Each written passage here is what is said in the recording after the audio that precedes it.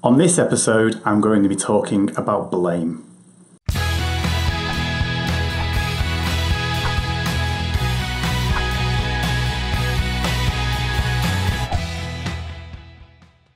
Hi guys, and welcome to episode 19 of the Your Progress is Our Passion podcast. For me, this is the first solo show of the new year, so I hope you guys all had an awesome Christmas period and a great new year, and you're already off to a fantastic start of 2018. In this episode, we're going to be talking about blame and how it can be one of the most damaging things that you can actually use. Now, I want to say from the exact offset of this podcast that if you've been the victim of a crime, if you've been the victim of violence or rape or anything like that, this isn't me. I am not at any point now turning around and saying, I want you to take blame for that. I want you to take responsibility for that. That is extremely different from what we're going to be talking about. If you are unfortunate enough to have been the victim of a violent crime, it was not your fault. However, with the majority of things in our actual lives, pushing the blame to one side, not taking responsibility for our own actions or what we can do, can be a very damaging thing. One of the prime examples that comes to mind for me about thinking about blame is when I was doing my nutrition degree. We were often asked to debate, as often is the case in a degree or any course, you're often asked to debate one side of an argument. And one of the arguments we had to debate was whether it is the food manufacturer's responsibility or the individual's responsibility, or it may have been the government's responsibility or the individual's responsibility to tackle the obesity epidemic. And we were all sort of assigned different sides of the argument, and we had to go, rather than go on what we personally believe, we had to pick one side and then figure out how you would argue that side of the point. Now, this is an academic study and done for the purposes of teaching critical thinking. However, we do this in daily life, don't we? If we read the papers, it's like, is your cell phone making you fat? I don't know why I went for cell phone. I'm American now. And we have things like that. It's like, and really it's trying to apportion the blame to another area, to another thing. And with that particular debate in school, in university, for me, it was very difficult. I was assigned it's the government's responsibility. Now, a lot of you might actually sit there and go, you know what, actually it is the government's responsibility. They should be doing more. Now, I agree with that. I agree that the government should be doing more. I personally think that the grey area in the middle is actually where the magic is in this one, that the individual's responsibility is there and the government's responsibility is there. And while we spend time debating these things and arguing which way it's going to be, nothing gets done in the meantime. Now, I want to talk about how taking the blame yourself about the things that you're doing or the things that you're not doing can be one of the most important things that you would do. Now, there are two types of people when it comes to blame. Okay, there is someone that if I was to turn around and say you are to blame for everything, there's one type of person that would go, all right, cool. In that case, it's within my power, and that means I can change it. If I'm to blame for how the situation is now, I will also to be blamed for how to making the situation better. But at the same time, we do also get people who, when you tell them it's all their fault, that they go into this self-loathing, it's all my fault, and they become powerless from it. So depending on which way you sit on that particular side of the fence will depend on how much of this particular exercise that you want to take on board, because really, we want it to be a proactive blame. It's not a case of blame and shame and all those things and all the negativity that comes with it. It's a case of taking ownership, taking responsibility for your actions, for the things that you want to do.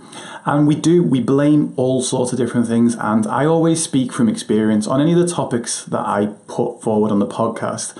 When it's a solo show, it's me speaking from experience. It's not just some idea that I read somewhere. So I've got tons of these examples for myself as well. I can look at the fact that one of the things that held this podcast back, it started in April last year, and I didn't put the first episode up until September. And I used the fact that I have terrible internet as a reason why I couldn't move my career forward. I couldn't move the podcast forward. I couldn't put episodes up. That is true. I do have terrible internet, but that my own personal internet is not the only way that I could put it up, or there are things I can do to make my internet better. As it stands, I've got a fault in with them, and I'm hoping that I actually get better internet. But in the meantime, I can go to my mum's house, I can go to a friend's house, I can use other people's internet, and actually get these episodes up. And it's how I've been able to get these episodes up. And even if we go further back than that, in the first sort of year, 18 months of my career as a personal trainer, I was very reluctant to put content out, mainly not because I didn't think that I had something valuable to say, but more to the point of the fact that I would see other people put content out that was too similar to what I wanted to talk about. And as a result, I would let the fact that they had got the work done first as a reason that I would do nothing. Now, that was really holding me back from a situation where my work would be out there and be seen. Now, because the thing is, if Ben Coomber or Jamie Alderton or Jamie Oliver or, someone like that kind of pushes a piece of content out, still, chances are there'll be some overlap between my audience and theirs, but not all of my audience know who Ben Coomber is. Not all of my audience know who Jamie Alderton is. I imagine all of my audience know who Jamie Oliver is. But the fact of the matter is, they may not have heard that message from that person.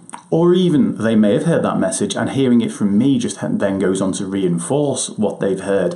And then, because that thing where you speak to a friend and you tell them the same thing 6 or 7 times, and then someone else goes and tells them the exact same thing, and then it finally clicks, and you feel like, you just want to kind of I was telling you that over and over again. Sometimes it takes multiple times to hear the same thing. But for me, in this situation of blame, they got there first. They'd done this. They were stopping me from doing my career. They were stopping me from putting this information out. No, they weren't. I was stopping me from putting that information out. It was me. It was all on me. And the second I took on that responsibility, I started putting the stuff out. I stopped being crippled by the fact of someone else slowing me down. And the same with this podcast. The second I figured out that, it's not going to happen on my internet right now, I didn't want to spend the entire day it takes to be on support calls to get it fixed. But I knew there was something else I could do. So I went, and one of my friends who works from home, I went and used his office. And it was cool because we basically, I'd set the videos uploading, and then we'd sit and chat, or we'd sit and do some other work. And it was actually created a better thing for me. It created a cool experience. And I look forward to actually spending that time over at this friend's house to upload the videos now. Same as when if I go to my mum's, it's like, and we're going out, it's like I just take the laptop, set the files to upload, and we go out, I come back and I put all the details in. I've taken the blame. It's not the internet's fault that I can't put these things up. It's my fault for not finding another way around it, another solution. I've also started compressing the files more now so they can go up quicker if I do manage to get them up at home. There are always things that I can do. And this goes back to something that we didn't do on the podcast, but I talked about on another video, sort of November time last year, is taking ownership and taking immediacy on your problems, on the situations that you're in. Asking yourself the question, what can I do now to make this situation better? The beautiful thing about this question is it works in pretty much any situation. Whatever you may be doing, I don't need to sit here and give you out specific advice that's going to help you with an exact problem. You can actually sit there and go, okay, I've got this problem. Maybe it's I need to get more, you're self-employed and you need to get more customers. You ask yourself the question, what can I do right now to help me get more customers? Say you are trying to get in shape, you're trying to do a marathon or something like that. You can say, what can I do right now to help me to be able to run this marathon? And sometimes the answer is go for a run. Sometimes the answer is rest up because you've already done your running for that week. Sometimes the answer is eat a healthy meal. But you will find those answers from within yourself. If you've seen the film Inception, good coaching essentially is, look, you guys have already got all of the answers. You don't need people like me. All that people like me do is help you realize what you already know. Slight sidetrack there. So what I want to encourage you to do, and I'll summarize all this so it's nice and clear. I want you to start thinking about the things that you can take more responsibility for.